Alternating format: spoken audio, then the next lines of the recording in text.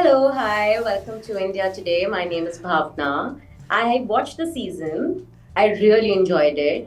I've been telling this to everyone I spoke before y'all, that I feel like everything that is unraveling in the show is something that I witness in the newsroom almost every day. So it hits it hits really close, you Oh know. my gosh. Well, that's. I guess it's good to hear. You Yes. tell us. I'm glad it's resonant. I hope I'm glad. Yes. Whatever I have to tell, we'll speak about that off camera. Otherwise, Very I'll be in good. trouble. Very good. Yes. But tell me something. How difficult is it to put together a show like this, especially now in its fourth season, wherein there's a certain arc that you have to sort of like look after, but also experiment with different themes. I think this time around AI is one of the central themes when it comes to the entire story. Again, it just starts with character, and I think that for me the biggest challenge of the show is because it has such an amazing cast. You really want to do justice to all the characters and all the relationships, and you want to put everyone through some kind of crucible, right? Some kind of character test where they will be changed on the other side. And because we have 10 or 12 amazing people, that's where it gets a little crowded.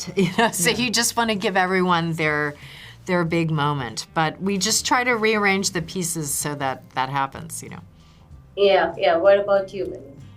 Yeah, and with Stella's character, she came from tech, so it made sense for AI to come from her. She just became CEO. She needed a platform, and she looks at AI almost as a companion in a way. And she asks her AI, am I a good person? And, Yeah. like a therapist almost. And it's very fascinating when we treat it as if she were looking into a mirror. And she is a mirror of herself and that self-examination. And what she sees is really interesting. And what we all see when we look in the mirror. Is it flattering? Is it scary?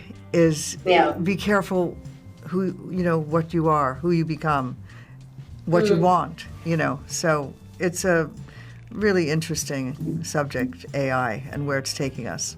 If you had to pick one scene in particular, which was really very difficult to pull in or went through a lot of drafts before it was finalized, which scene would that be? Oh, Well, honestly, I think it would be the Alex Martin confrontation in episode 8.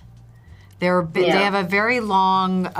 It's like one of our longer scenes, 7 or 8 minutes, when they have a kind of reckoning, and we wanted both of them to have part of the truth, because everyone in this show should be right about something and wrong about something. So I think that was a scene we worked really hard on, so that it could tell you about their past, but still be very dynamic and present, feel very present in the moment. So we wanted to get that right. And obviously, when you have 2 actors like that, you really want to write a good scene, absolutely. And they did. And, what's really great about that scene is the relationship between a father and a daughter. And you get to see Alex, her backstory of abandonment and loss of a father, loss of a mother, and how she grew herself up and became this character that we know. But what we didn't know was all the pain and that came along with becoming Alex Levy. And Jen did it magnificently, as did Jeremy, who's who's forget about it, he's the man.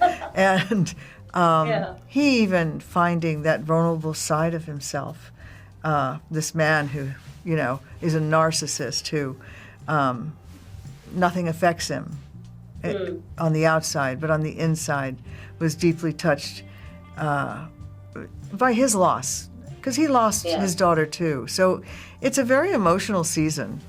And I would also... And it kind of builds up since episode 1, I feel. You carry along this vulnerability. You see these changes and it ultimately culminates into this emotional moment. So I absolutely enjoyed that. I think I shed a tear as Good. well. So, but Good to hear. also I also want to know from you, when you have two extremely talented actors like Jennifer and Reese, who are also EP on the show, does it help because you feel like they kind of get their characters in and out because they're also involved off camera?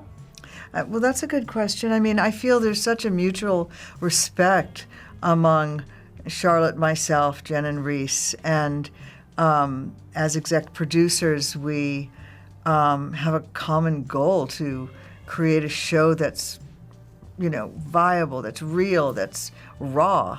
And I think we're all, on the same page about making it great. So I think there's real sisterhood there, and it's and it's pretty great. Lovely. Okay, Charlotte, do you want to add anything there? Yeah, I think, I came in on season 3, so Mimi and Reese and Jen know these characters, better than I ever could because they were present at the creation. So I'm always happy when somebody says, I think she might be a little more like this in this situation as opposed to that. So I welcome that, and Reese is always saying, remember Bradley's kind of a spark plug and a hot potato, keep her sharpness, and those things. Those can be great little notes along the way when you're writing. So, yeah, absolutely. Do we have the theme ready for season 5 as well? Because let's be honest, this is going to be amazing. People are going to like it. They're going to relate to it. So, do we have it all ready for season 5? I think there's no official word yet. Listen, we just go into a silo when you make it, when you write it, when you shoot it, when you edit it. So you have no sense of what an audience will make of it. Will people like it? Will people be bored? So to us, you're really, you're one of the first responders in a way, right? You're one of the first audiences. So we don't know until you tell us. So thank you for telling us. Yes, it's good to hear because you truly don't know. You make something and then it becomes the audience's and they decide what it means. That is really true. Yeah. I think people are going to love it. But thank you so much for your time. And all the very best. I look forward to talking to you again once season 5 comes in. Okay. Lovely talking to you. Hello, hi. Welcome to India Today. My name is Bhavna. Namaste. Namaste. How are you? I'm good. How are you? Good. I watched the season. I absolutely enjoyed it. Almost felt like you're telling our story because we are from the media. So I get exactly what is happening. But also because I think it's safe to say now to both Billy and Mark that, you have embodied your character because you've been playing 4 seasons now. You know exactly what they are, how they would react. But is there something still that surprises you about Corey and about Chip when you play them? Well, you don't know it until the writers tell you. So you assume that Corey is going to be Corey until you see a script where Corey is not Corey anymore, where he begins to unravel in a way that we haven't seen in the previous. I mean, we've done 30 episodes of this thing. You think 30 hours of something. Just imagine that in a film. That is a ton of material. You really feel like you know them. So when the writers say you don't know him, that actually truth that you've been telling yourself about Corey for this long is fundamentally false. It was a fiction created by somebody else. So now you have to reorganize your thinking of that character, and we're going to give you a scene that you have to show us how you're going to do that. That's a very interesting thing to play, but it makes you feel divorced from all of the stuff that you've done before.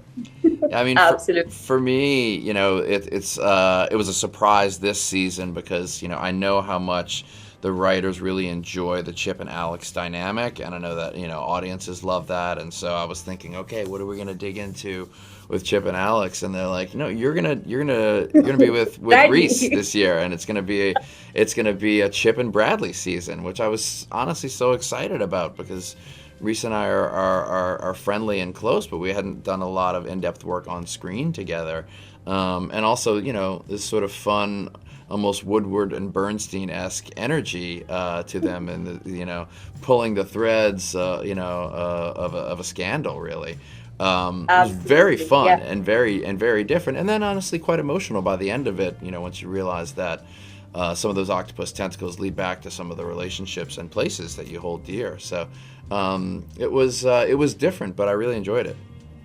Absolutely. I enjoyed watching that relationship as well because I wasn't prepared for Bradley and Chip to have this dynamic in this season as well. So amazing work at that. But one of the things that really struck a chord with me was AI, which becomes a very central subject in this season. Yes. A few years back, it was actually a hoax. At least we hoped it was, but today it's a reality. I want to know, as actors, as working actors in the industry, how do you weigh this chat around AI? Because that is exactly what we are also discussing within the series as well. It's everything I can do to put on somebody else's clothes and learn somebody else's lines to get through the day. I suppose there's some part of me that has trust in each generation to take their own punk rock version of reality and suit it to themselves. And maybe there'll be a new Luddite movement where the kids, hopefully the robots won't have taken over by then, but supposing they don't, maybe they'll be really into theater and live performance because they can't trust what's on camera. And I love doing plays. Lovely. Okay. What about you, Mark? Look, I run a production company as well as being an actor, so I think about this stuff, and I think that everyone in every industry has so much anxiety and fear, and, we try to make prognoses about what AI is going to mean, but the truth is we're just at the tip of this iceberg, but this iceberg is going to come very, very quickly. My take on this is to try and stay rooted to my humanity and try to do the next right thing as much as I possibly can, and try not to make snap judgments out of fear and just assume it's all going to be a train wreck, because as we've seen with history, there are these colossal changes that come, and so many unexpected silver linings can come out of them. And so I'm just going to try to be awake and vigilant to those things and pull at those strings instead of the negative ones. But, I could look back on this interview in 3 years and say, my God, look how naive you were. Or a month and a half. Or a month and a half. Yeah. Really. Yeah. But also, I'm sure you are already aware that the show is a huge hit in India, of course. Fans love it. They love you, your characters. I want to know two things. One, do you have any plans of visiting India and perhaps meeting people here one-on-one and just for real experience what it is like to enjoy that love in India? Secondly, will we ever see you perhaps collaborate and do something in India? Because I know people would love that.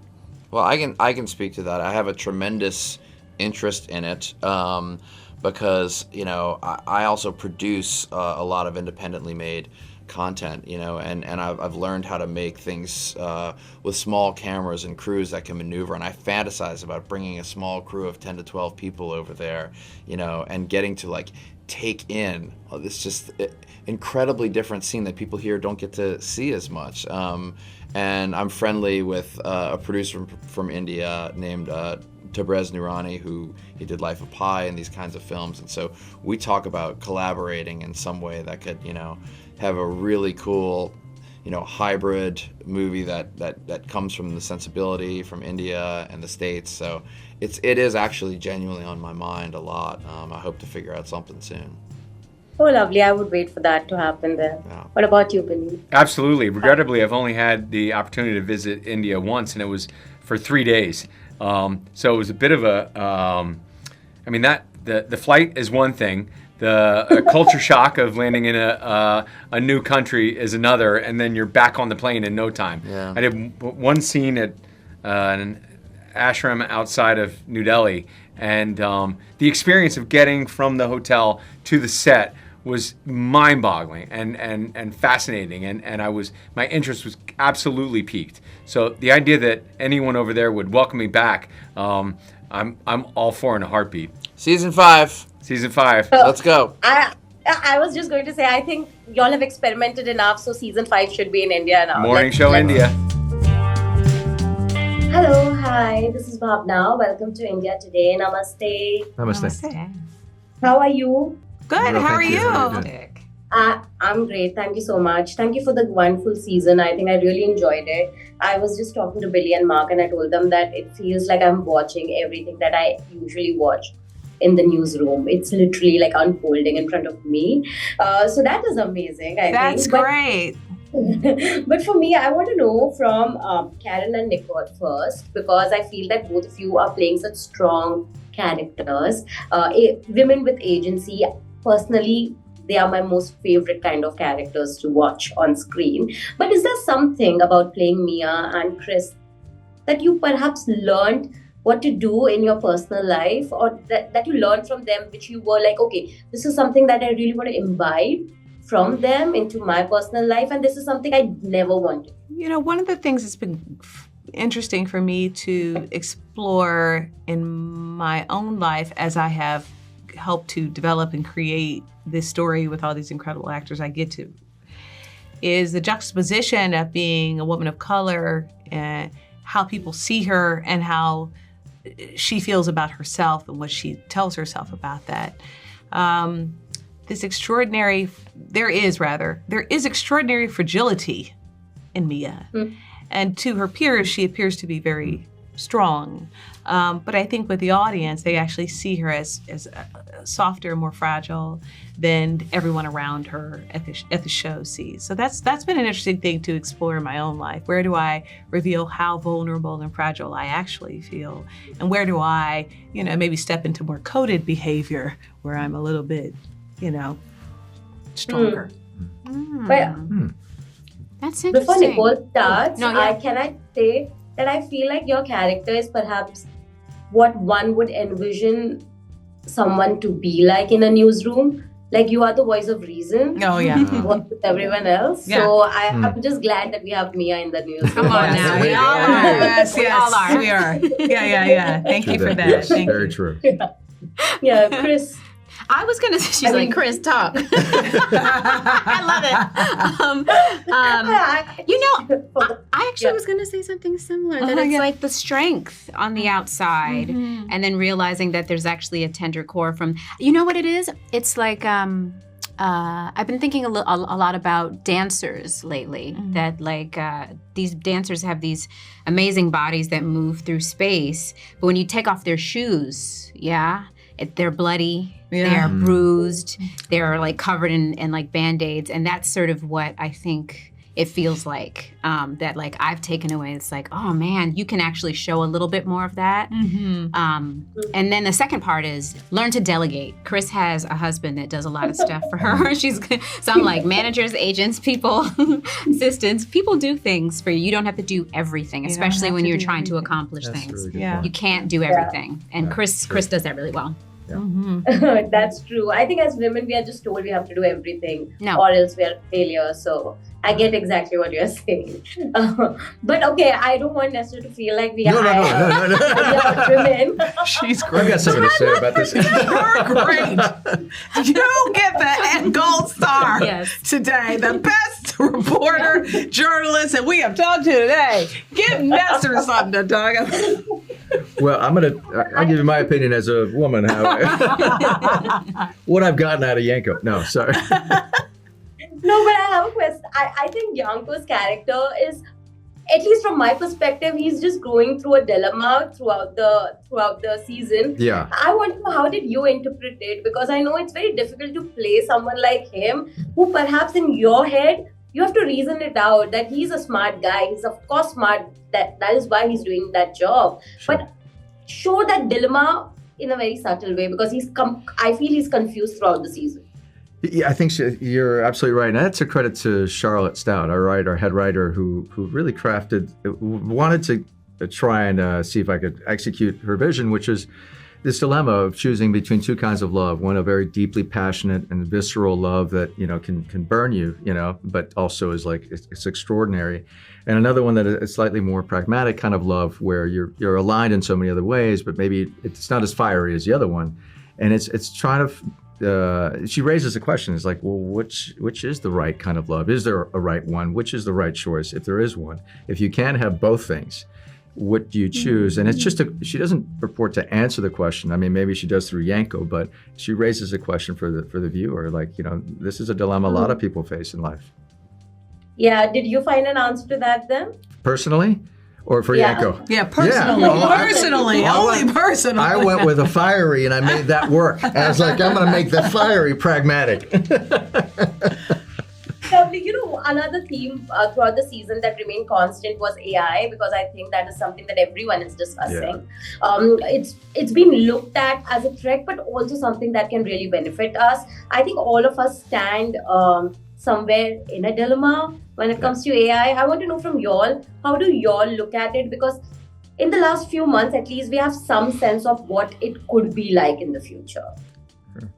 What are your feelings? I mean, for me, I'm starting to become more aware of how I'm already dependent upon AI.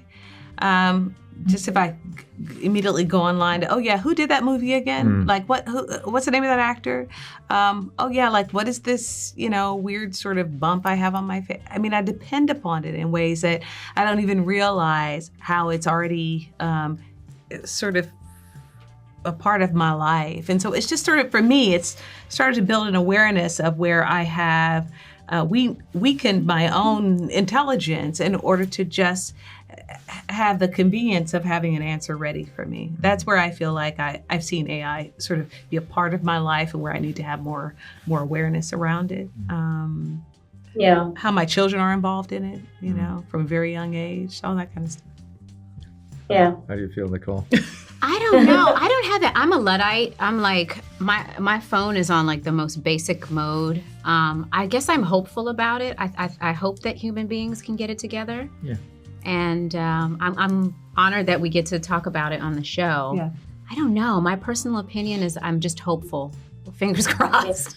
I'm with you too. Yeah. I am hopeful. I mean, obviously there's, some amazing exactly opportunities. And there's dangers and there's pitfalls, and this show certainly explores all that. But I am ultimately hopeful that we will. I trust in humanity and integrity, that we'll use it in a good way. I think one of the things we do explore is what happens if this particular technology gets into the hands of the wrong people. Very true. Right? And that of course, is the biggest danger that we don't talk about enough. What happens if this incredible tool that we have to expand us and make us smarter falls into the hand of someone who shouldn't have various purposes. And various purposes. Enter Marion Cotillard. On a parting note now, I of course want to tell you all that the show is loved in India, and people really they are really waiting for the 4th season. I had the privilege to watch it, of course. But I want to know, do you have any message for the Indian fans? Because I think they are all waiting that perhaps one day you all would travel here and meet them in person at some point. What are your thoughts on that? I mean, just, social media campaigns work is what I want to say. If you want to stay let's get Zach and Jamie on the phone. I don't know. I mean, what's the message? Well, I just want to say thank you to the fans in India for supporting our show, and we would love to come and greet you, and thank you personally. I mean, it's an honor to play in your country. Yeah, for sure. Yeah, I think Billy and Mark told me that season 5, let's just put it out. We'll shoot it in India. And I was like, there you go. I think that is exactly what should happen. So maybe that is what we'll look for. I'm coming. Mumbai, here I come. Yeah. Perfect, lovely. I'm waiting for you there. But thank you so much for your time, and all the very best for the upcoming season. Thank you so much. Thank you so much. Thank you.